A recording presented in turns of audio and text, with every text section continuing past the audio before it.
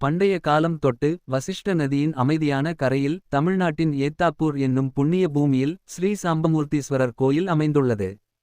பஞ்சபூத தலங்களில் ஒன்றான இது நீருக்குரிய தலமாக அப்புலிங்கம் போற்றப்படுகிறது. இங்கு நீராடி வழிபடுவோரின் தோஷங்கள் நீங்கும் என்பது ஐதீகம். இக்கோயிலின் புகழ் இங்கே நிகழ்ந்த இரு பெரும் தெய்வீக நிகழ்வுகளால் சிறக்கிறது. முதலாவது ஈசனும் அன்னை பார்வதியும் மீண்டும் இணைந்த கதை. ஒரு சமயம் பார்வதி தேவி தன் கணவரின் உத்தரவை மீறி தட்சன் நடத்திய யாகத்திற்குச் சென்றதால் கோபங்கொண்ட சிவன் அவளை பிரிந்து ஏத்தாப்பூரில் உள்ள ஒரு வில்வ மரத்தடியில் ஆழ்ந்த தியானத்தில் அமர்ந்தார். சிவனின் கோபம் தணிய அன்னை பார்வதி தன் அண்ணனான மகாவிஷ்ணுவுடன் வந்து வில்வ மரத்தடியில் தவமியற்றிய சிவபெருமானை மனமுருகி வணங்கினார்.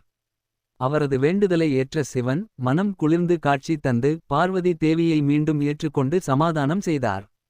பிரிந்திருந்த தம்பதிகள் ஒற்றுமையாகச் சேர மகாவிஷ்ணு துணை நின்றதால் அருகிலுள்ள லட்சுமி கோபாலர் திருக்கோயில் சமாதானப் பெருமாள் கோவில் என்று பக்தர்களால் அன்புடன் அழைக்கப்படுகிறது. இரண்டாவது நிகழ்வு தேவலோகப் பசுவான காமதேனு ஒரு சாபத்தினால் புலியாக மாறியது. புலி உருவம் கொண்ட காமதேனு மனம் வருந்தி இங்கு வந்து சாம்பமூர்த்தீஸ்வரரை வழிபட்டது. அதன் விளைவாக சாபம் நீங்கி மீண்டும் தனது சுய உருவத்தை பெற்றது. காமதேனு புலி உருவம் கொண்டு வழிபட்டதால் இந்த ஊர் ஒரு காலத்தில் ஏய்ச்சரம் என்று அழைக்கப்பட்டது.